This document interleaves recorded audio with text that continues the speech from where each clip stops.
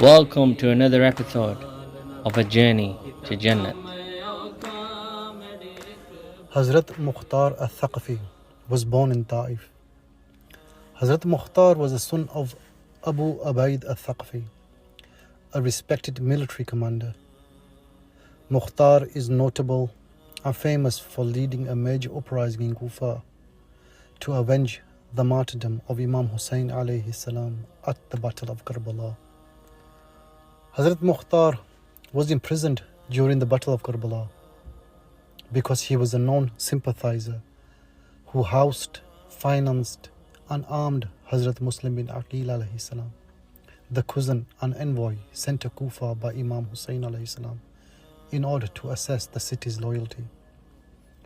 The arrest of Hazrat Mukthar was a calculated preemptive strike by the Umayyad governor to crush any local military support for Imam Hussain alayhi salam before he arrived in Kufa, thus preventing Hazrat Mukthar from also participating in the Battle of Karbala.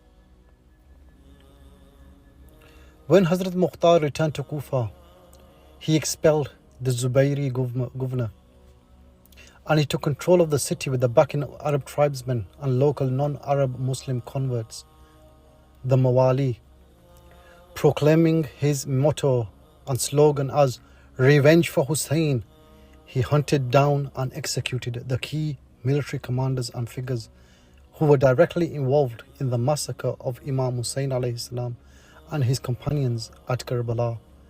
This included the cursed Umar ibn Sa'd, and most significant amongst them all was Shimr ibn Dhul-Jawshan.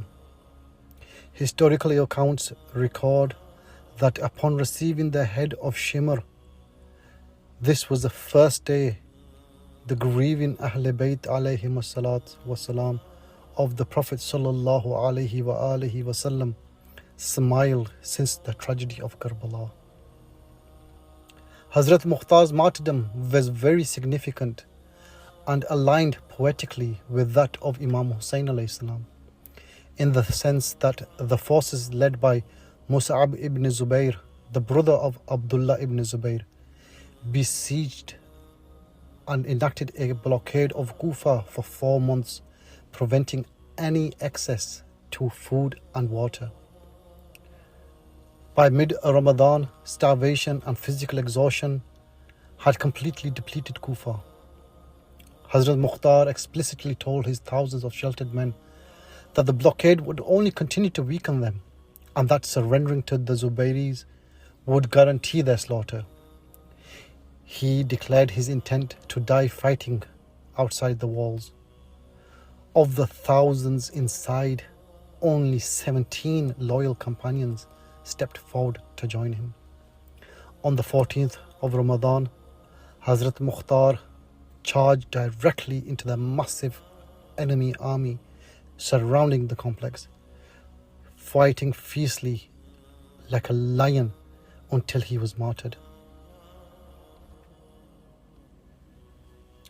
Hazrat Mukthar was secretly buried inside the complex of the Grand Mosque of Kufa.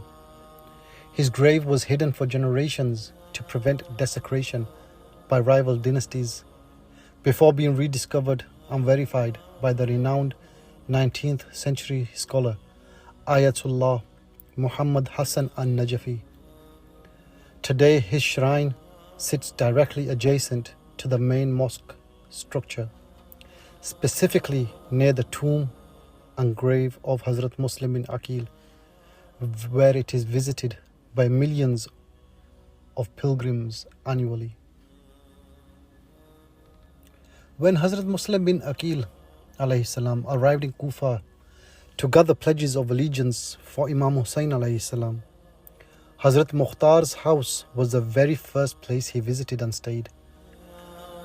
Hazrat Mukthar used his tribal influence and personal wealth to gather thousands of initial loyalty pledges, making him a prime target for the Umayyad government.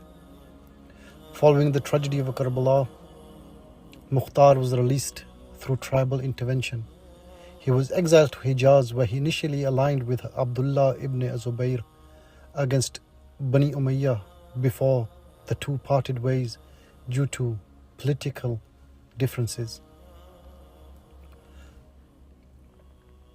Following Hazrat Mukhtar's martyrdom, Mus'ab ordered Hazrat Mukhtar's hands to be severed and publicly nailed to the walls of the Grand Mosque of Kufa.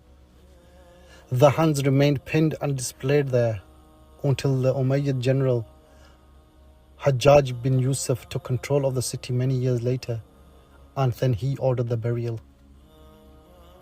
Mus'ab also arrested Mukhtar's wife, Umrah bint al-Nu'man, when she courageously refused to publicly condemn or disown her husband, instead praising him as a pious man who avenged the blood of the Prophet's grandson, Imam Hussein alayhi salam.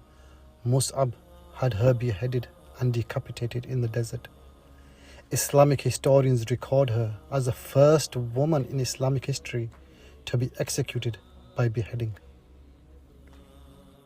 Thank you for watching, and see you in the next episode.